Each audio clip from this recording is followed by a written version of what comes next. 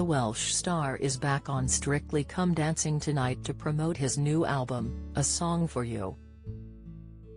The album includes big numbers like Over the Rainbow, Bridge Over Troubled Water and My Way, as well as duets with Nicole Kidman and Charlotte Church.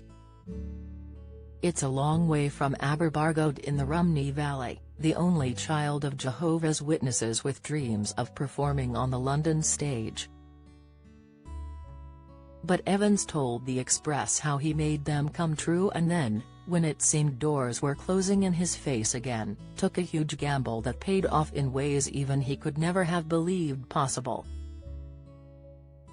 Luke said his family is his greatest joy now but admits he was hugely unhappy in his teens. I hated school, I was bullied badly, and then they took me knocking doors at the weekend, to the houses of those same people.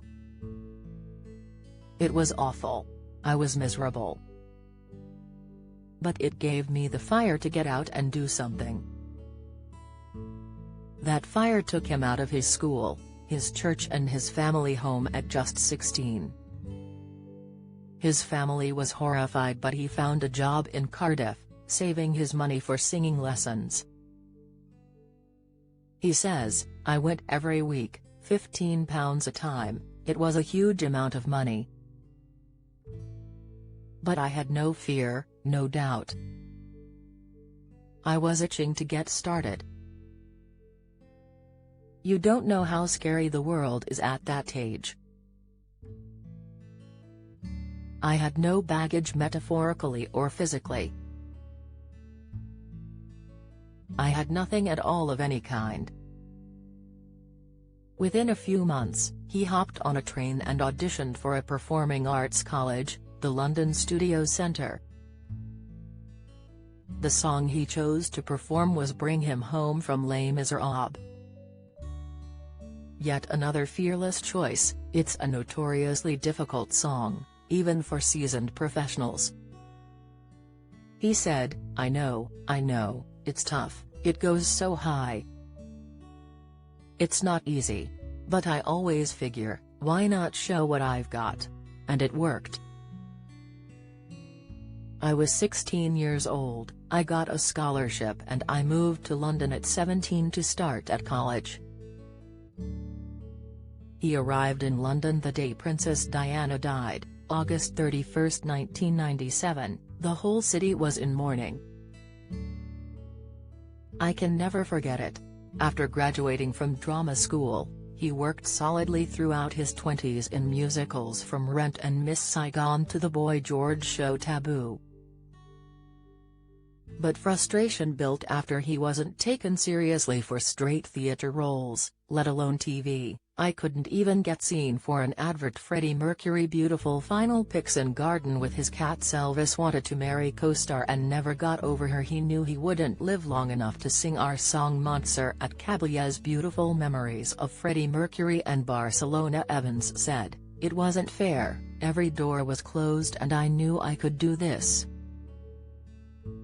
The character was a boy from Cardiff. I wrote a personal card to the casting director and dropped it at the stage door.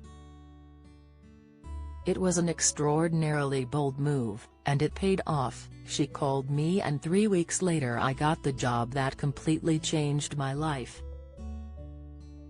Word spread about an exciting new talent and agents came specifically to see Luke in the show. One day I was taken to lunch and dinner, both times at the Ivy, by William Morris and Creative Artists, two of the biggest agencies in Hollywood. It was crazy. They were courting me. I'd never experienced that before. In musical theater, you flog yourself for a shred of attention and you're only as good as your last show. Suddenly I had a manager and I'd never been to LA. Within a year I had my first movie. At 30, he hit Hollywood in 2010's Clash of the Titans as Greek god Apollo. It was bizarre. I was with people like Liam Neeson and Ralph Fiennes and they were like, where have you sprung from? I said, I've been around but nobody wanted me. Now 43, he has starred in The Hobbit and Fast and Furious franchises, as well as Disney's Beauty and the Beast.